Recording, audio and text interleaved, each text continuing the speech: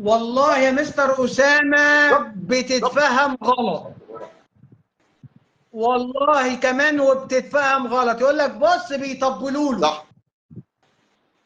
تمام. والله أنا مع كل نائب يصور شغله بأمانة، بأمانة. تمام. أنا عملت شغلانة أقف عليها أصورها. والله يا مستر أسامة بالنص كده يقول لك إيه دول بيطبلوا له. يا راجل يا طيب، يا راجل يا مؤمن، أنا لما بنزل بطلب من نائب شغل، تمام، وبيخلصه لي بنزل له شكر. بيقول لي أنت اكيد، ما هو بتطبل له ليه؟ ده مش تطبيل، ما هو ساعد ناس، هو ما ساعدنيش انا، هو ساعد ناس، فلازم الناس بتشكره. هو لو الناس دي نزلت له شكر هتبقى بيطبل له؟ مش هو ده اللي بيتقال بيطبل لفلان؟ ما أنا بقول لك أهو. تعالى نشوفه تاني، ما يهمناش، بس لازم اشوف الشغل على الارض. كلامك صح 100%. احمد الجهيني بيقول لك الاستاذه، يا ولدي. حبيبي يا استاذ احمد، ربنا يخليك يا رب. هي فعلا فعلا فعلا كانت بتعمل كل ده، بتخدم الناس كلها. منورين الدنيا يا استاذ معالي محمد عسكر، منور المستشار يا الدنيا يا قائد. خالد معالي المستشار حبيبي. منورين السيد خميس قلب اخوه. دكتور محمد يا استاذ مصطفى مي. عامر، والله فرحان بيك يا دكتور، انت معانا في البث يا دكتور، الحمد لله على السلامه يا دكتور. طيب، هو زي ما مستر اسامه ما قال، هو عرض نشاط، بالظبط. مش مختلف معاك كلام 10 على 10. احمد، عندي سؤال اخير. تمام، منور احمد باشا طايل عادل خير الله، سلم الاعلامي عليك. عادل خير الله العالمي. تسلم طيب، مستر اسامه، انا ربنا لو عايز يخليك. اعمل مشاركه مجتمعيه، تمام، المشاركه المجتمعيه ديت بجهود تطوعيه، اقول للشباب يجوا عليها ازاي؟ يعني اقول له تعالى هنا هنعمل بروتوكول تعاون مثلا مع مركز تحاليل سين. تمام. انا عايز بقى يخش يشتغل معايا ازاي؟ عايز تشغله مجتمع خدمي اه. تطوعي، اغريه تفيده ازاي؟ الاول. هتفيده الاول، مم. هتجيبه كده يحضر معاك ورشه عمل. انت كده جاهز تعمل ورشه عمل محترمه، وتجيب فيها دكاتره بجد، اكاديميين، عشان يقدروا يخلوه متطوع بجد. مش هنجيب بقى مثلا اللي حاصل على دكتوراه من مهنيه والكلام ده اللي احنا ايه عارفينه، اللي هي كلها بقت دكاتره، كلها بقى زي ما ايه قالوا كده، كلها مجتمع مدني، فكلها دخلت في بعض. في دكاتره بجد اكاديميين بيعرف يعني ايه يوصل رساله، يعني ايه تطوع. ايه اللي خلى جمعيه الرساله النهارده مثلا فيها ما لا يقل عن، خلينا نتكلم في دايره منتزه او حياه كريمه اللي احنا بنتشرف اللي احنا اعضاء فيها بس، بكميه الالافات دي. اللي بيتطوع ده ما بياخدش فلوس برضه، بس اللي بيجي له شباب واعيه بجد، هو بيقدر يستهدفها صح، بيقدر يوجهها صح، ويفيدها في حته ثانيه. يعني في على مثلا شيء بشيء يذكر، آه العميد السيد الصيفي، عميد كليه تجاره اللي هي اداره اعمال دلوقتي، الطلاب بتاعته اللي هو بيشوفهم ناجحين وعندهم الكاريزما بتاعت اللي هو يبقى ليدر، يبقى قائد بجد. احمد معاك؟ لا عيد تاني يا احمد عشان الصوت راح. كده معايا؟ معاك.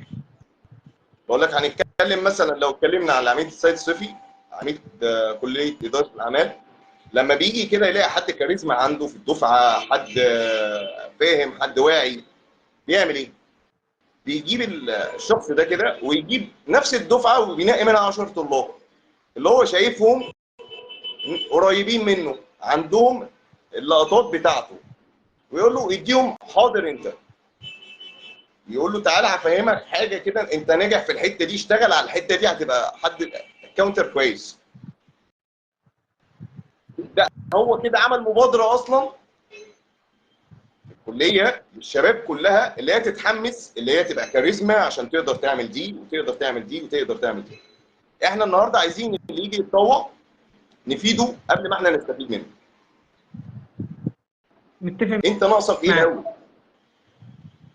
فاهمني؟ انت ما هو اللي جاي يتطوع ده المفروض اساله الاول، ما هو لو هو ناقصه حاجه مش هيعرف يديها. فهمتني؟ صح. انا النهارده جاي مش لاقي شغل فنزل معاه، عايز اهله الاول. فده هيعمل ايه؟ طيب ما هو اساسا لو بعته مشوار مش هيعرف يروح وهيتحرج يقول لك اديني فلوس. صحيح. خلينا نتكلم بكل صراحه، لما تقعد تفهم الاول. طيب احنا عايزين ننوه عن حاجه مهمه جدا، ان الاستاذ احمد طايل معانا الاسبوع الثاني من كل شهر يوم السبت الساعه 10. تمام. هنفتح ملفات حتى لايف دي، ها؟ وهنتكلم. لا ما حتى لايف. لا انت فاهم، اخبي عليك يا صاحبي، انت اخويا عيب. طيب حبيبي سؤال قبل ما اقفل الحلقه بيلح عليا، اتفضل. ايه هي التحديات اللي بتواجه المجتمع المدني عشان يستمر؟ عشان ايه؟ يستمر. اللي احنا نبعد عن نظام السبوبه، انا مسميها كده. يعني ايه؟ نلغي الاشتراك في نظام السبوبه. هي مش سبوبه. عمرك ما هتتاجر بمرض حد او تتاجر بحلم حد عايز يعمل حاجه والكلام ده وتقول لي مجتمع مدني. مالكش علاقه اساسا بالمجتمع المدني. ما تتاجرش بحلم حد، ما تتاجرش بحد خلاص هو انت ربنا فوق وانت بالنسبه له تحت. هو حط حمله كله عليك. مجتمع مدني في خلينا اخواتنا كلها طبعا عشان ما ننساش، بس انا مش عايز اذكر حد عشان ما ننساش حد. من العمريه للطرح، مش لوير بس. في مجتمع مدني حد ناس فوق الوصف، فوق الخيال، احسن مني. ريف المنتزه نفس القصه. لا، في ناس محترمه كتير وفي ناس بتعمل في صمت. يعني خلينا عشان في اتنين معانا على اللايف انا نسيت بس اللي احنا نقول عليهم نفس القصه. محمد سعد الهواري، محمد شريف الجمصري. بعيدا عن الاحزاب، بعيدا عن اي حاجه خالص، محمد سعد الهواري لما بنرفع سماعه التليفون عليه في اي حاجه اول حاجه بيقولها ناقصك ايه؟ يعني لما بيفتح كده التليفون ناقصك ايه؟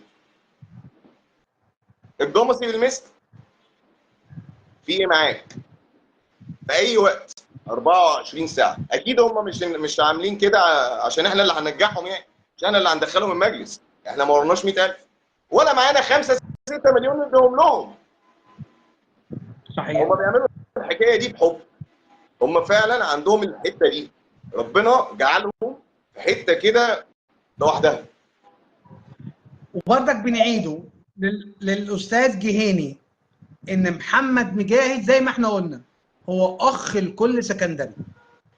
الصوت قطع. مثلا نعم. الصوت قطع تاني، نقوله تاني ان محمد مجاهد هو اخ لكل سكندري. تمام. مالوش اي كلام. محمد خلينا بس نكون متفقين. محمد السيد مجاهد زي ما انا قلنا في اللايف اخ لكل سكندري وغير سكندري. انا لا انا اعرف. عايزك تعيد تاني عشان الصوت قطع. بقول لك لو هنتكلم عن محمد سيد مجاهد، معايا يا احمد؟ معاك. فمحمد سيد مجاهد هو فعليا زي ما احنا قلنا اخ لكل شاب واب وام واخت وام حد في اسكندريه وبره اسكندريه. يعني احنا مش عايزين عشان الراجل ده بيعمل حاجات كتير قوي مش عايزين، بس خلينا نتكلم بقى في خدمات بجد. الراجل ده ما حدش بيرفع سماعه التليفون عليه وبيرجعه ابدا، سواء من المجتمع المدني سواء من المجتمع السياسي سواء من الاشخاص العاديين. دي شهاده ما بيننا وما بين ربنا. لو حبينا نطلق شويه تصريحات، تمام، مي محمود اختي وجه لها تصريح عايزين نشوفها في الفتره اللي جايه. دينا هلالي دكتورتنا الجميله ربنا يكبر بخاطرك زي ما بتكبري خاطر الناس. ابو العباس فرحات الترك. مميز، شاطر في شغله قوي.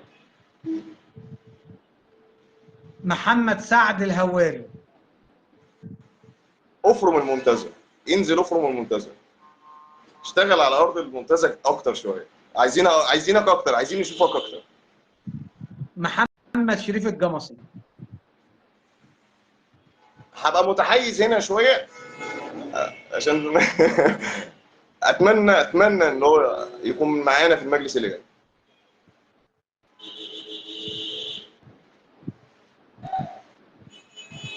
لا انا عايزك تعيد الكلام تاني عشان الصوت قطع.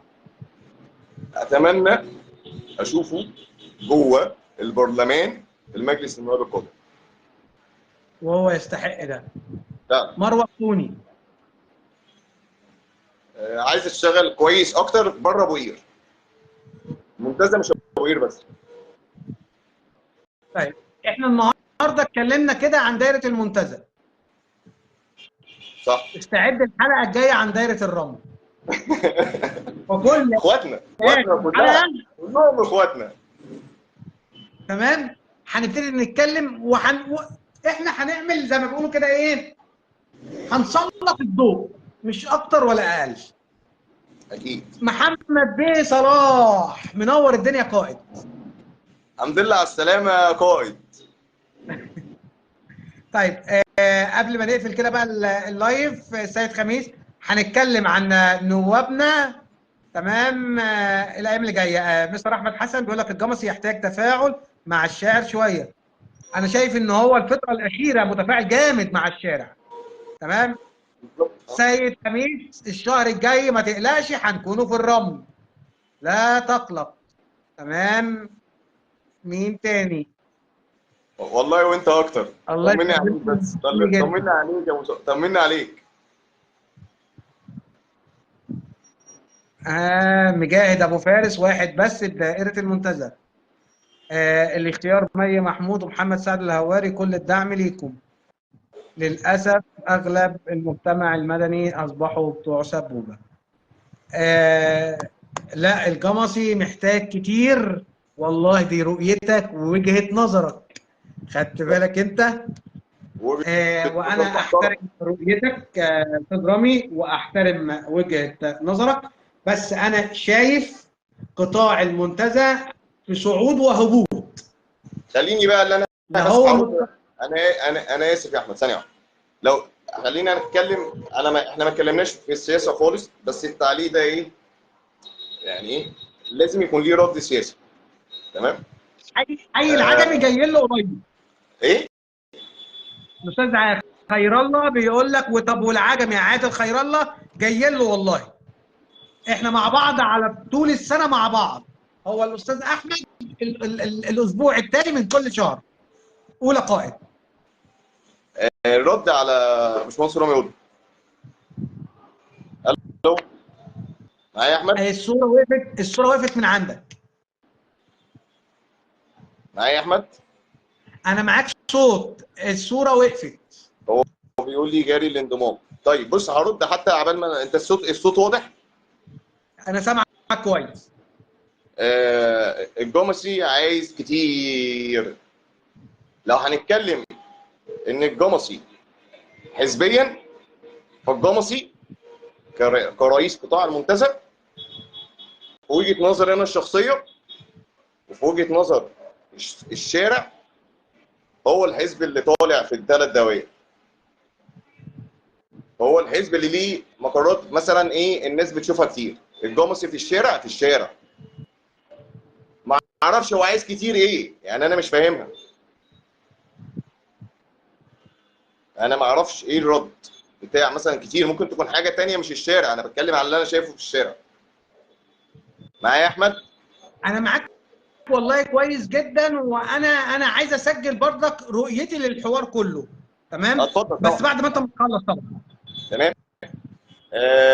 شغال. ممكن يكون الراجل ده برضو ايه ما بيصورش شغله كتير، مش عايز شو، مع انه راجل حزبي فبيصور الحاجات بتاعت الحزب، بس هو كشخصه مع مجتمع مدني انا لو هحسبه بدون حزب كمجتمع مدني، لا، حد شغال جدا وحد اكتف جدا وحد نجح جدا من وجهه نظري الشخصيه.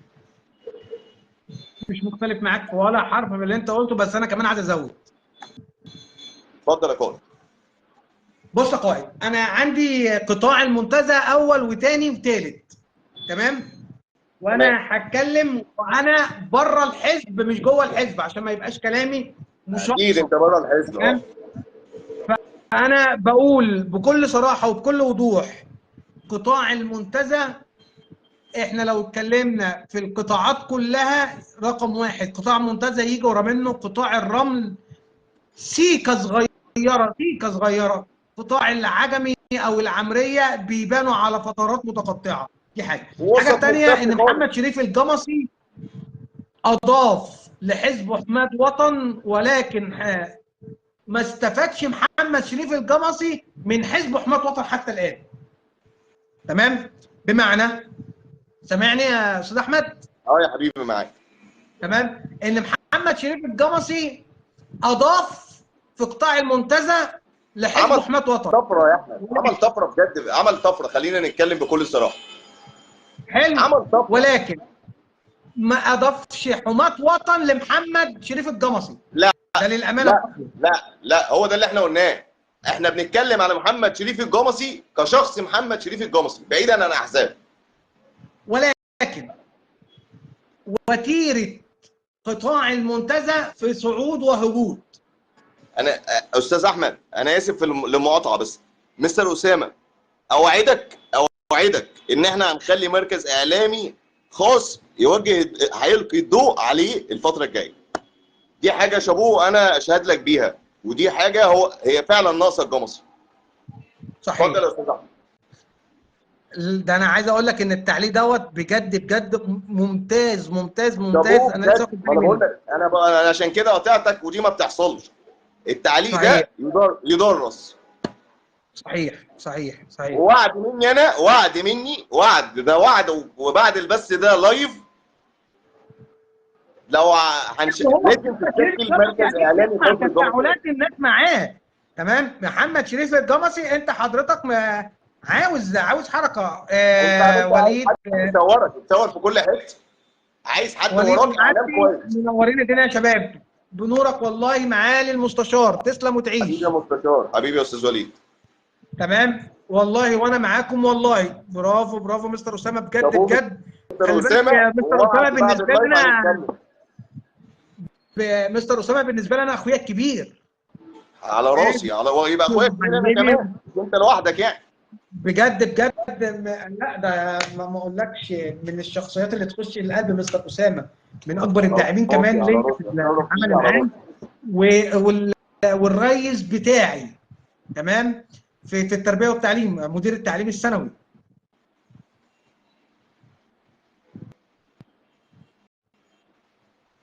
الو. لا انا معاك، بقول لك انا اتعاملت معاه شخصيا واتشرفت بيه، ولكن ديت فيها عتاب كبير. خليها على الخاص بقى العتاب ده. سابقا، لا انا بالنسبه لي انا حاليا يا ريس، مستر اسامه بالنسبه لي انا، انت الرئيس بتاعي كمان حاليا. انت طلعت على المعاش بس انت اخويا الكبير، وانا بفتخر ان مستر اسامه انا كنت بشرف ان انا تحت قيادته. الشباب بقى كده هو يبتدي يتفرغ لنا بقى، نبتدي نستغله. مستر اسامه شعله نار، شدوا انتوا عليها بس. لازم نستغله معانا. استاذه منى، منورين الدنيا. الناس اللي بتيجي لنا متاخر واحنا بنشطب اللايف. باشمهندس احمد طايل عاوز كلمه اخيره. عايز كلمه اخيره.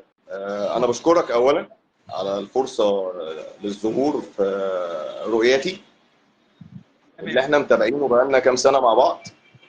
حبيبي العفو. بشكرك فعلا بالنهارده اللي انا كنت معاك.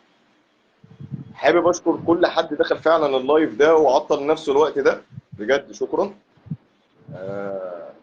اخواتنا الغاليين اللي كانوا منورينا النهارده معانا في اللايف، شكرا لكم جدا. اللي انتوا عطلتوا نفسكم وكنتوا معانا المده دي كلها. يا رب تكون قدرنا بس نوصل معلومه صحيحه من وجهه نظرنا المتواضعه. اكيد اكتركم بالنسبه لنا خبره، احنا بنتعلم منكم لسه وبنجتهد ان احنا نعمل ده. يعني بنقول يا رب وانتوا معانا دايما. وشكرا يا احمد بجد على اللقاء الجميل ده، انا فخور فعلا باللقاء ده معاك. واخر جزئيه، حبيبي. مهندسه مي محمود، عايزينك في اسكندريه، عايزين نشوفك في اسكندريه. ابعدي عن الحر بقى، خليكي انزلي من القاهره بقى شويه.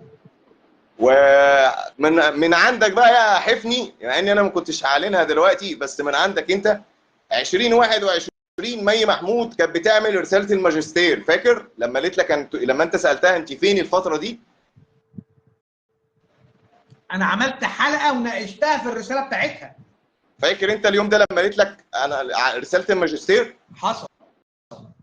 تعالى نبارك لها انا وانت النهارده لايف، اللي هي بقى لها 48 ساعه دكتوره بقى، ناقشت الدكتوراه مي محمود. الف الف الف الف مبروك من برنامج رؤيتي، والباشمهندس احمد طايل بيقول لك الف الف مبروك. اتفضل يا ألف قائد. مليون مبروك لاختنا وبنتنا. هي يعني احنا زي ما احنا كنا بنقول اللي هي بنت كل بيت في اسكندريه. بجد انا النهارده والله استقبلت اكتر من 30 حد كلمني مبروك لباشمهندسه مي عشان اتصلنا بيها، كان تليفونها غير متاح. مبروك لباشمهندسه مي عشان حاولنا نكلمها ما وصلناش. هنرد بس على مستر عبد الرحمن، احنا ما اتكلمناش على احزاب خالص، احنا ما اتكلمناش على احزاب خالص، احنا اتكلمنا على المجتمع المدني، مالناش دعوه بالاحزاب. انا عاوز عبد الرحمن معايا السبت اللي جاي في حلقه استثنائيه عن حكايه بطل. احسن حد يقدر يكون معاك في الحكايه دي. انا اخترت صح يعني. الحلقه يوم السبت اللي جاي معايا عبد الرحمن، انا بعلنها اهوت حصري لكل اللي معانا النهارده. عبد الرحمن هو ووالده حصري مع رؤيتي الحلقه اللي جايه في حكايه بطل. شابوه. احسن حد حبيبك. فعليا تعرف يبقى معاك السبت الجاي حكايه بطل. صح حبيبك. والله البطل ابن البطل، والله صح يا محمد. برافو يا محمد بجد والله.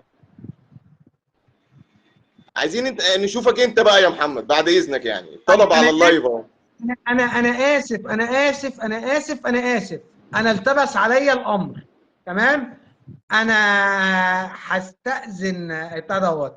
هو المفروض ان الحلقه بتاعت السبت اللي جاي معايا الاستاذ رجب جوده وعبد الرحمن يبقى السبت اللي وراه.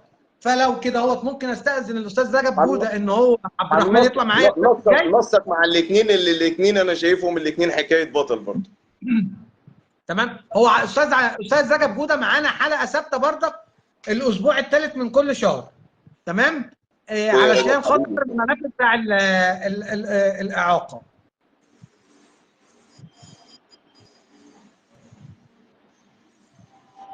احنا استاذ محمد صلاح، احنا محتاجين انا وانت وطايل نقعدوا مع بعض قعده ضروريه. يلا بسرعه بقى، يلا بسرعه يعني. احمد طايل مع رفع الالقاب، انا اتشرفت بجد بجد بحضرتك في برنامج رؤيتي. انا الشرف ليا والله الشرف ليا يا احمد، ده انا اللي فخور بيك النهارده بجد والله. حبيبي قائد، ما تحرمش من اللقاء معاك ابدا، ولا من القعده الجميله معاك ابدا ابدا. اشوفك باذن الله في اقرب وقت، وانت ضيف دائم من الاسبوع الثاني من كل شهر. حبيبي يا احمد، حبيبي. في حفظ الله يا قائد. حفظ الله. نتمنى ان احنا نكونوا عرفنا نوصلوا الرساله. نتمنى هنفتح الملف بتاع المجتمع المدني، وزي ما قلنا انا وطايل هنشده خط، والخط ده يتقال فيه تمام ده الطريق بتاع المجتمع المدني، ما دون ذلك ملناش دعوه بيه. ميزه طايل انه هيكلمك باللغه اللي هتفهمها، هيبعد كل البعد عن الكلام الاكاديمي خالص خالص. احنا هنخاطب اهالينا في الرؤيه بتاعتنا من خلالنا احنا من برنامج رؤيتي. تحياتي لشخصكم الكريم. تسلم مستر عبد الرحمن. هتواصل مع الاستاذ رجب جوده ونشوفوا الحلقه تمام، نظبطها لحضرتك الاسبوع الجاي لان ده حقك علينا، واحنا هيبقى لينا حكايه بطل من كل شهر باذن الله باذن الله باذن الله، هتبقى في الاسبوع الرابع. ننوه كمان مره ان الاسبوع الاولاني بيبقى معانا استاذ محمد صلاح، الاسبوع الثاني معانا الاستاذ احمد طايل، الاسبوع الثالث بيبقى معانا الاستاذ رجب فوده، تمام. الاسبوع الرابع بنحكي مع بعض عن حكايه بطل. اشوفكم على خير، دمتم في حفظ الله. السلام عليكم ورحمه الله وبركاته.